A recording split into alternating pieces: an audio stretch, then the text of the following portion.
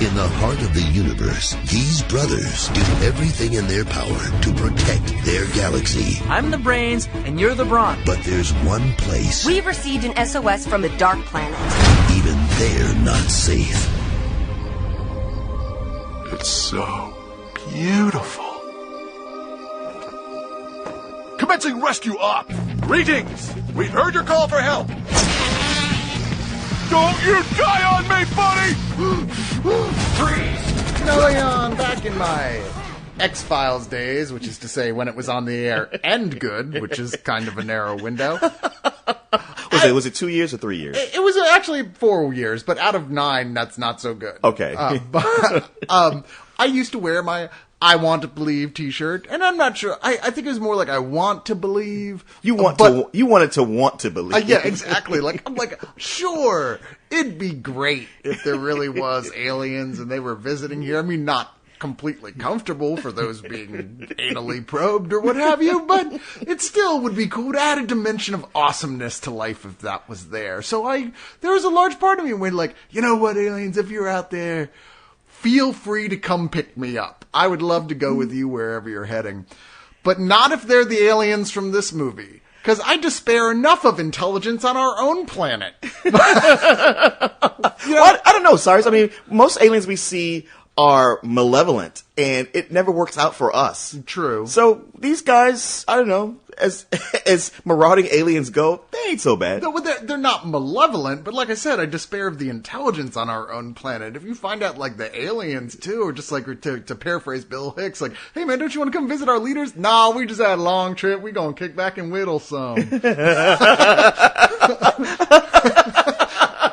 I don't know. They're not that dumb. They perfected interdimensional space travel. I think we could cut them some slack. I wonder if it's like in WALL-E, though. Like somebody a long time ago perfected interdimensional space travel, and now they're just kind of resting on their laurels. Like, we got this. Watching vaudeville comedy from the old days of Earth, because apparently that's about the only jokes that this film has. This film had jokes? Is that what it was? You know, it's a shame. This movie is from Rainmaker Entertainment, which is the Evolved studio that was originally Mainframe Entertainment, that if you remember made Reboot and Beast Wars back in the day. Yes, they did a great job at pumping out weekly television animation. Yeah, they did. They were some of the first people to do it with CG, and where they had very limited resources, they still made a pretty salable and well-written product. True.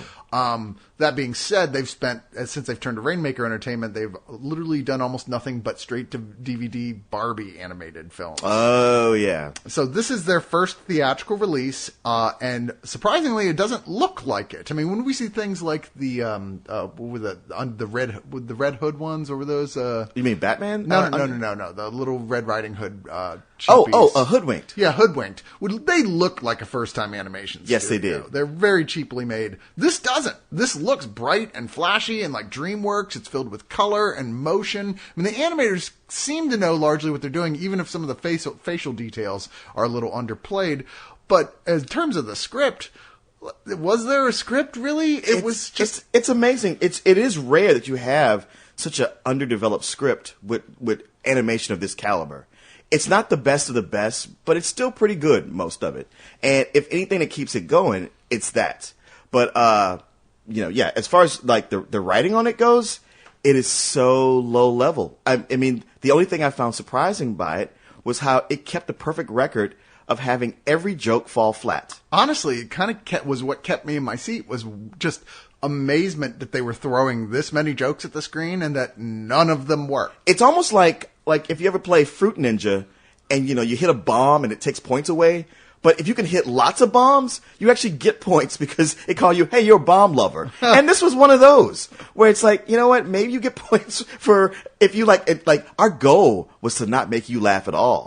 It's like, oh, Well, then, bravo, You sir. have succeeded admirably. You did that well. Now, the Weinstein Company has been producing this since 2007. In fact, there's a lawsuit behind the scenes with the... Jesus Christ. And you know what? Anytime the Weinstein's name is attached to Somebody's animation, suing, yeah. A, it's not very good, and B, there's a lawsuit attached to it. Well, apparently there have been 17 rewrites on the script, at least, which the lawsuit has to do with because apparently that eviscerated the movie's budget and made it so that, like, you know, it went way past what it should have been, and the people who should have been getting a bigger piece of the pie, like, weren't, and who cares? Point is, 17 rewrites, and this is what come... I mean, I guess it's just like, you know, there's certain meals that if you know, if you whisk them too much, they just turn into a tasteless gruel. That's all I can imagine. The story here, as it is, takes place on Planet Bob, where BAAB, where there's these little blue cutesy aliens, and one of them is like a Scorch. He's like this badass hero. The whole planet loves him. He's huge and he's got a big jaw, and everybody thinks he's fantastic. And he's a big dumb jock. He's voiced by Brendan Fraser, which only seems appropriate, right? But meanwhile, his brother is Gary, voiced by Rob Corddry, and he's the nerd of the family, but he's the guy who works in Mission Control that basically is the one making sure that you know, Scorch isn't getting killed with all his dumb theatrics on his adventures. Scorch doesn't see it that way, just holds himself responsible for all his heroism, whereas Gary quietly, you know, grumbles his way home every day to his wife and kid. His kid, who makes a hero out of his brother, which is to add insult to injury. Well, the two of them have a big fight, Scorch and Gary, that is, and Gary says, you know what, go fuck yourself. And not literally. This is directed at 4-year-olds. Says, you go and do your next mission. If you don't need me, if you think you're that good, fine, do it without me. And the mission is to the Dark Planet, which of course turns out to be Earth. He goes there, immediately gets his ass handed to him by a bunch of experienced alien hunters led by a colonel voiced way too broadly by William Shatner. I thought it was Stephen Root for the whole time. Did you? Yeah. I knew it was Shatner because, like, he does it when when it's something like, I'm not taking this seriously at all. That's his voice. Yeah. He does through this whole Yeah, thing. you're right. And it's I hate it when he does that. It's grating. And here it really is grating. He's Shanker. In fact, later when you see his name on a video screen, it's William T. Shanker. Is it really? Yeah, William T. Shanker. Geez. Yeah, I know. Come on. Who's the villainous head of Area 51? So after this is figured out, Gary says, you know what? I've got to go save my brother. Yeah. Even though he's a complete asshole, which I'm, as a audience member, I'm like, man, fuck your brother. Well, not only that, but okay, Gary's kid is like the most ill-behaved kid in the world. It's like, hey, my uncle's Caps, we got to do something. Like, well, we can't. It's too dangerous. Well, I'm gonna sneak out and go pilot a rocket ship myself to the Dark Planet. It's like, and they thankfully they catch him before, but it's like, what the fuck is your problem, young man? Yeah. It's like, I'm sorry, whether you believe in corporal punishment or not, that kid deserves a spanking, and an ass beating. The kid never gets any lessons. No, none whatsoever. You know, I mean, like, right away, he's like, okay, we stop you from going, but you know what? You're right. Somebody should go, so I'm Yes. going to go. I was like, wait, what? No, that's not right. Okay, Yeah. like, I mean, the only thing in here that isn't something we've seen a billion times before is the fact that the kid never really gets any practical lessons at all. In fact, he's pretty much gets everything he ever wanted handed to him on a silver platter throughout this film, which sends the message of, keep disobeying and yell loud enough, and you too will get what you want. Hey, if your dad is a nerd, just run all over him and do whatever you want. Don't listen to him. There's lots of weird talent in here that you wonder how they even got attached to this. Like Ricky Gervais is Mr. James Bing, which is the voice of the computer. Thought it was Russell Brand. And I just go, okay, like, I would think Ricky Gervais by now could tell when a script was funny or not.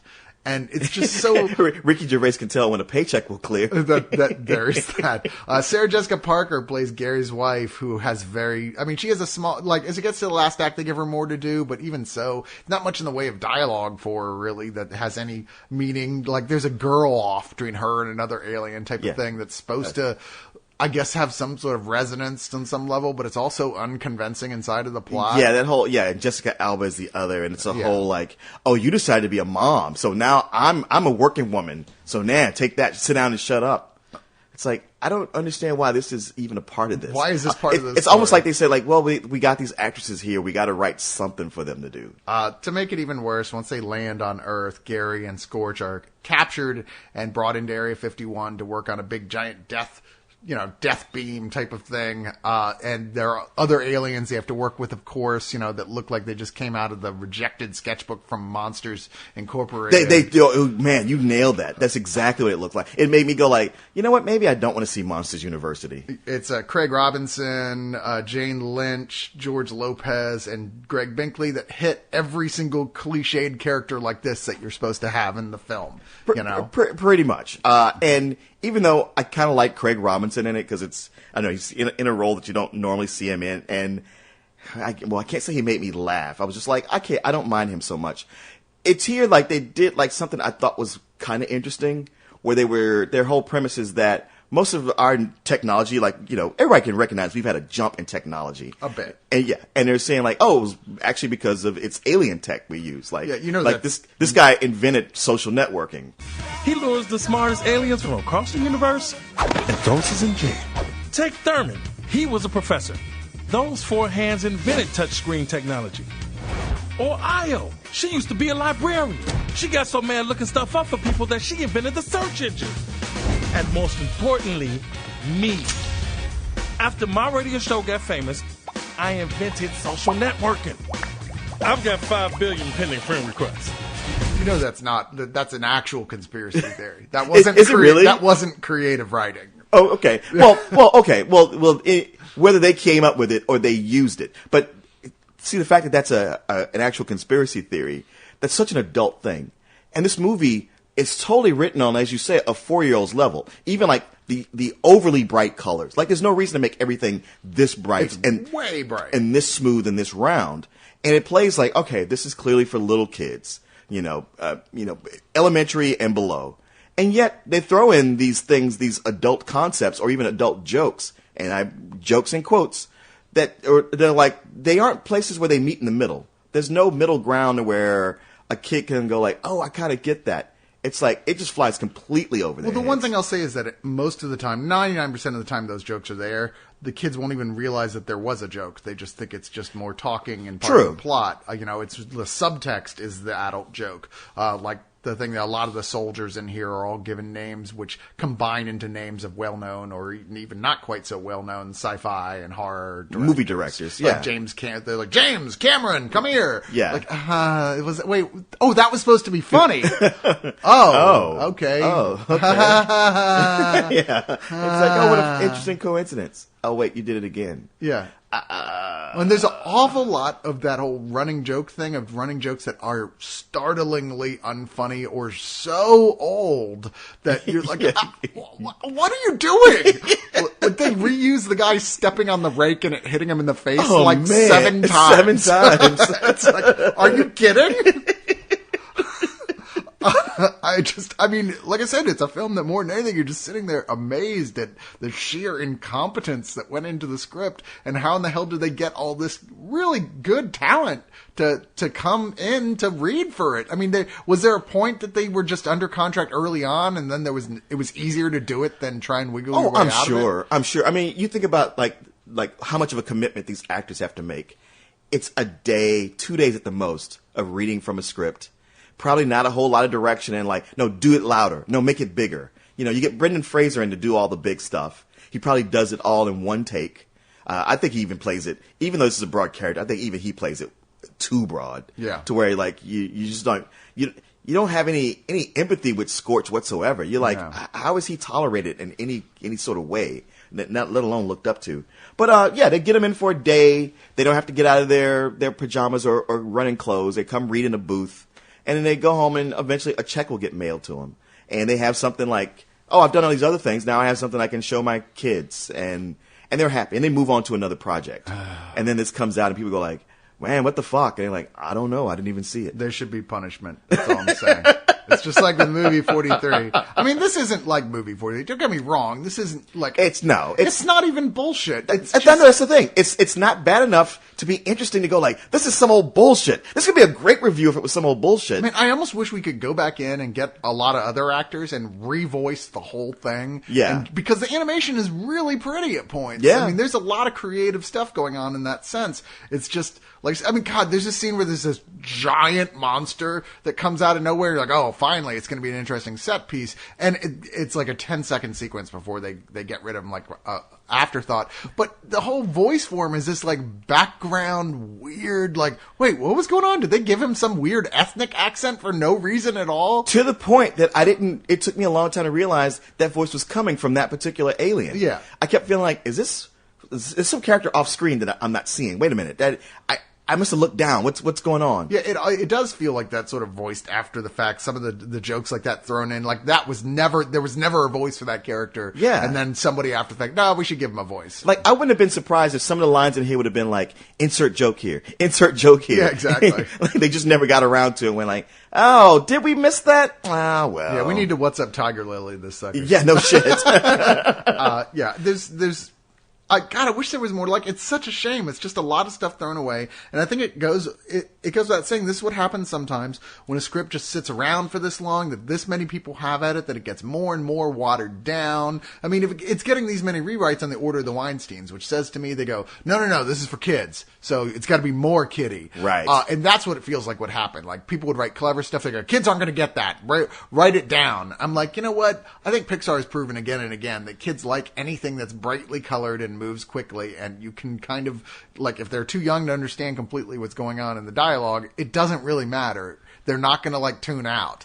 You know, there'll be more than enough that they can understand as long as the movie is fun to watch and has lots of emotion. Well, and the goal should be to, you know, equally or nearly equally entertain the adults, so they come away with the good feeling like, wow, let's go see that again, or let's immediately buy that. Hey, you want some of these toys to remind you of, like, what a great time we all had together? Yeah, like, why are you trying to dumb these things down to Barney level at points? That's what it feels like more and more often. They're going like the renaissance of animation in Hollywood sense is over. Right. It's going the other way. It really now. is going the other way. I mean, gosh, it seems like every year there's fewer great animated movies. And this certainly won't be on the best of list. No. Or at least for the fuck's sake, I hope not. Like I said, this won't be on any list. It won't even be on the worst. Yeah, it'll be forgotten. It'll just be forgotten. It will. Ultimately. It will. Which I guess brings us to the rating. I mean, there's really only so much to say about this. It's not very funny. Most of the people tend to voice it like in a way that is way too broad, or that why did you even bother getting them? Like, why the fuck is Rob Corddry playing the nerd character in here? I know. Nothing in this character that is what Rob Corddry is good at doing. Yeah. You know, Shatner is just plain irritating as the evil villain. I mean, he plays it so, like, with such a wink and a smile that he's not even vaguely threatening in the film itself. Not a lot makes sense. There's no real, when it comes around to, like, having a point at the end, you're kind of like, well, that was really unconvincing, makes no sense.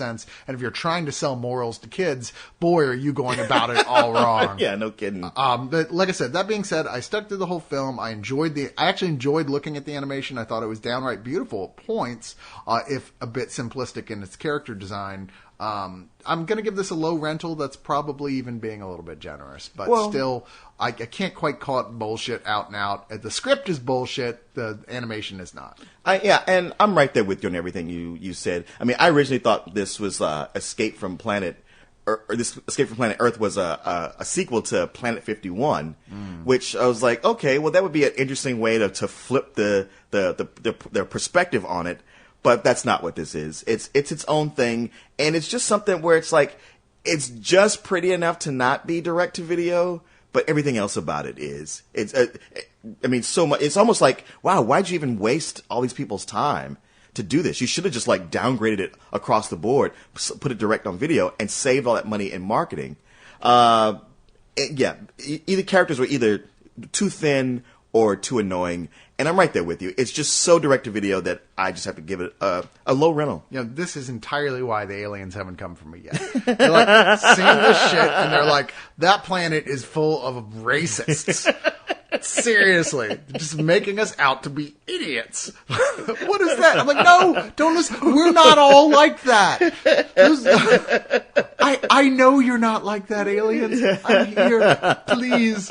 I'm not an alienist like the rest of them. Take me away. Get ready Scorch, are you okay? Of course I am. Nothing can stop Scorch Supernova. Whoa! That was amazing! for the ultimate family escape. I'm gonna miss this place.